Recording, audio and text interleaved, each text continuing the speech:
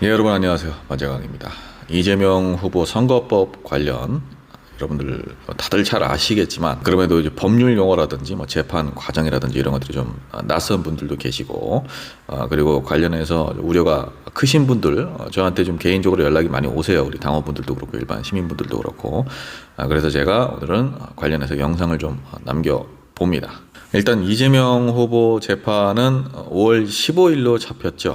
서울고등법원이 형사 7부에 배정을 했습니다. 준비 기일이 있죠. 엄연히 뭐 피고인 이야기도 들어보고 검찰 이야기도 들어보고 뭐 이런 과정들도 있을 것이고 보통 이제 통상 10일 이상이 걸리는 것인데 파기환송 20시간 만에 이렇게 재판 일자가 잡혔습니다. 굉장히 지금 서두르고 있어요. 대선 후보 등록이 5월 10일에서 11일까지니까 후보 등록 후에 이번에 파기환송된 재판을 하는 겁니다. 여기서 이재명 후보가 중도에 하차하는 거 아니냐 걱정을 하시는 분들이 많으신데 일단은 여러 가지 경우의 수를 한번 생각해 보면 첫 재판에서 이재명 후보가 출석을 한다.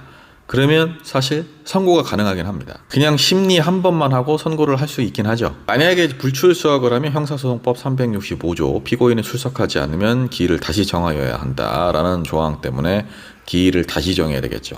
근데 여기서 그냥 뭐 불출석하면 선고해버릴 수 있는 거 아니야? 이런 걱정을 하시는 분들도 계신데 일단 한 번 더 기일을 정해야 돼요. 그래도 만약에 두 번째 기일에서도 출석을 하지 않으면 그때는 선고를 할 수가 있는 거지만 한 번 불출석을 했다고 해서 선고를 할 수는 없습니다. 이 부분은 걱정을 크게 안 하셔도 될 것 같고 그리고 두 번째 불출석을 했다고 하더라도 선고 기일을 또 정해야 됩니다. 물론 뭐 정말 뭐 초고속으로 정말 말도 안 되게 이번에도 물론 말도 안 됐지만 재판 기일 두 번 연속해서 빠르게 잡아버리고 불출석하면 그냥 바로 그 뒤이어서 선고 기일을 정해버리고 뭐 이렇게 할 수도 있겠지만 제가 드리고 싶은 말씀은 이제 첫 번째 재판에서 불출석을 했다고 하더라도 그렇게 뭐 막무가내로 뭐 기일도 잡지 않고 그냥 불출석했네 이러고 선고를 해버리는 그런 상황은 발생되지 않는다라는 거죠. 자, 어쨌든 출석을 하건 불출석을 하건 간에 선고가 난다면 이재명 후보가 재상고를 할 수가 있죠. 그러니까 한 번 더 대법원에서 심판을 해달라고 지난번에 했던 상고를 또 할 수가 있는 겁니다. 그러면 대법원으로 또 올라가는 거죠.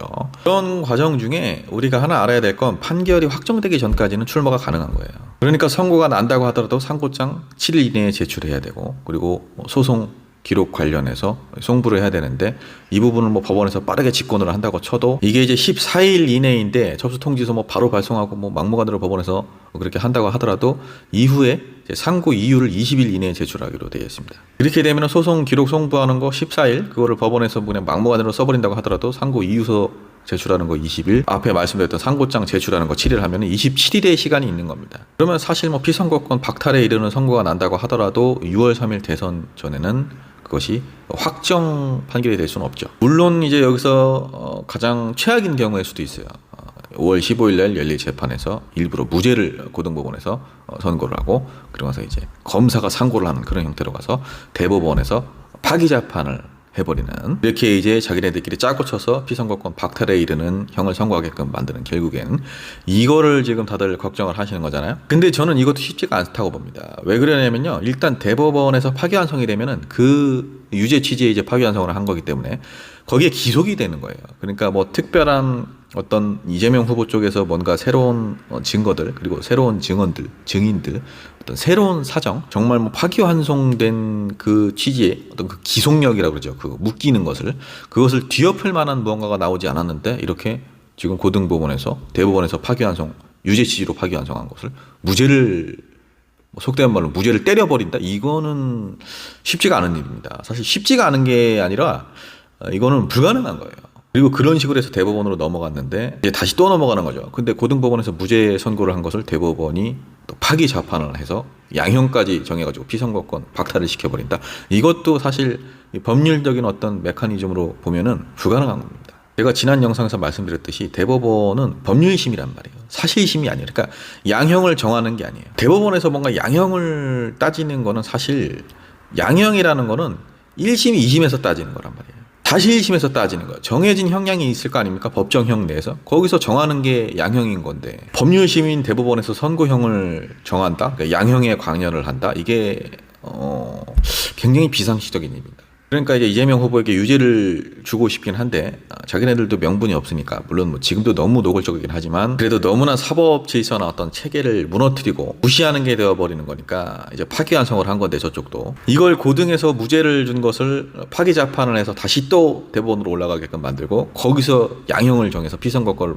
박탈에 이르는 형을 선고를 한다. 그렇게까지 대법원이 뭐 이미 막 나갔지만 그렇게까지 막 나갈 수는 없습니다. 제 생각에는 이거 너무 뭐 안이하게 생각하는 거 아니야 이렇게 생각할 수도 있겠지만 저는 그래요. 제 생각은. 그러니까 지금 법원 쪽에서도 쉽지 않은 상황이란 말이에요. 대법원에서 유죄 취지의 파기환송을 한 것을 기속력이 발생을 하는데 2심에서 무죄를 주고 다시 또 대법원으로 올라가게끔 만들고 대법원에서 파기재판을 한다. 양형에 개입을 해서 이게 지금 2심에서 무죄를 주는 것도 쉽지 않은 거고, 기속력 때문에, 그리고 대법원에서 양형에 개입을 해서 파기재판을 하는 것도 쉽지가 않은 일이기 때문에 우리가 이거를 너무 겁을 먹을 필요까지는 없다. 그리고 지금 일각에서 나오는 가처분 신청, 이 얘기도 지금 나오죠. 이재명 대표 후보 자격을 정지시키는 이제 가처분 신청, 이런 것들은 이제 뭐 보수 시민단체들에서 낼 텐데, 뭐 국민의힘에서 낼 수도 있고요. 지난번에는 이제 어처구니없게 민주당 일부 아주 소수 당원들이 했죠. 지금 뭐 당원이 아니시겠지만 끝까지 이제 경선 불복했던 분들, 가처분 신청도 여러분 시일이 걸려요.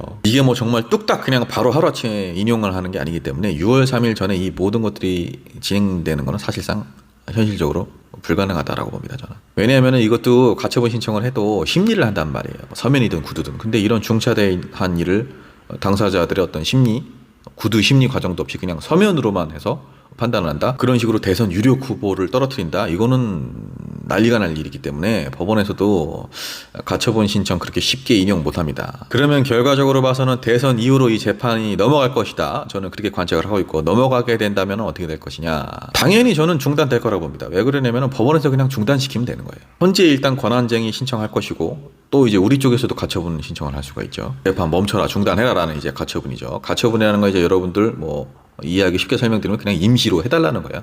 이제 무언가 이제 확정이 되기 전에 급하니까 이거부터 먼저 해주십시오라는 게 이제 가처분이죠. 어찌됐든 그렇게 되면 주사위를 굴릴 수 있는 게 헌재로 넘어가게 되는데, 대통령이 헌법재판소장도 임명을 할 수가 있고 헌법재판관들도 임명을 할 수가 있습니다. 물론 뭐 전원 임명을 할 수 있는 건 아니지만. 근데 그런 상황에서 임기를 갓 시작한 대통령, 아무 문제 없는 대통령을 국민들이 다 지켜보고 있는 상황에서 헌재가 그냥 재판 받으십시오 이런다? 그렇게 할 수는 없죠. 그거야말로 국가 전폭이죠. 대통령 되자마자 끌어내려고 하는 걸, 대통령의 직무를 방해하는 것을 방어하기 위해서 대통령이 권한쟁의를 신청을 했는데 그거를 받아주지 않고 그냥 재판 받아, 저쪽에서 하는 거 들어줘, 그리고 나서 대통령 재판 받고 피선거권 박탈되고 자격 상실하고 그리고 나서 또 대통령 선거를 한다? 이거는 말이 안 되는 거죠.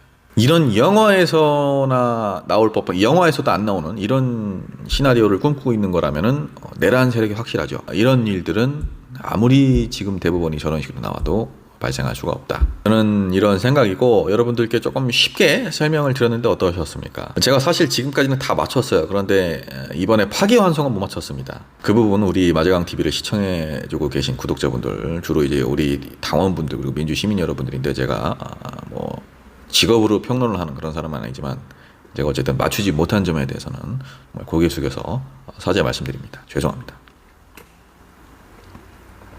대법원에서 이런 식으로 막무가내로 나올 줄은 몰랐는데, 뭐 파기환송까지는 그래도 조금은 생각을 하긴 했어요, 저도. 그러나 앞서 말씀드렸듯이 지금 일각에서 떠돌고 있는 뭐 이번에 무죄를 선고하고 다시 또 대법원으로 올라가게끔 만든 다음에 파기재판을 해서 이재명 대표를 중간에 뭐 중도 하차시킬 것이다, 이렇게 되기는 쉽지가 않다. 쉽지 않은 게 아니라 저는 그거는 현실적으로는 불가능하다라는 생각이고요. 그러면은 이제 우리가 알고 있는 그런 절차들, 2심에서 기속력이 발생을 하기 때문에 대법원에서 파기환송한 그 취지로 거기에 따라서 이제 선고를 하면 우리는 이제 상고를 하고 뭐 이런 과정들 때문에 결국에는 6월 3일 대선 이후로 재판이 넘어갈 것이다. 그렇게 되면 쟁점은 대통령의 불소추 특권으로 넘어갈 것인데, 저는 재판이 중지될 것이다 라고 예측을 하는 거고요. 지금 일단 민주당에서 15일 잡힌 재판 일자를 변경하려고 합니다. 그런 움직임이 있어요. 제가 뉴스에도 보고 뭐 내부적으로도 그런 얘기를 좀 들었는데, 또한 사실 재판 기일을 변경한다는 것이 쉽진 않아요.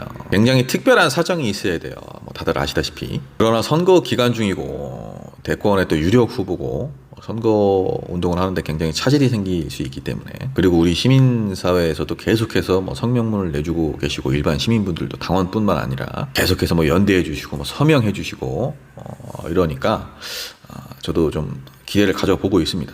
그러나 아까 말씀드렸듯이 혹여나 재판 기일이 변경이 안 된다고 하더라도 이재명 후보가 중도 하차하거나 그럴 일은 발생되지 않는다, 발생될 수가 없다. 만약에 정말 만에 하나 그런 식으로 나온다면은 이거는 사법 체계가 무너져 버리는 겁니다. 이거는 나라 망하는 겁니다, 정말. 어찌됐든 여러분들, 저들이 어떤 수작을 부리는지 우리가 주도 면밀하게 좀 계속 살펴봐야 할 것이고, 여러분들도 끝까지 함께 해주십시오. 끝까지 함께 맞서 싸워서 반드시 승리합시다. 감사합니다.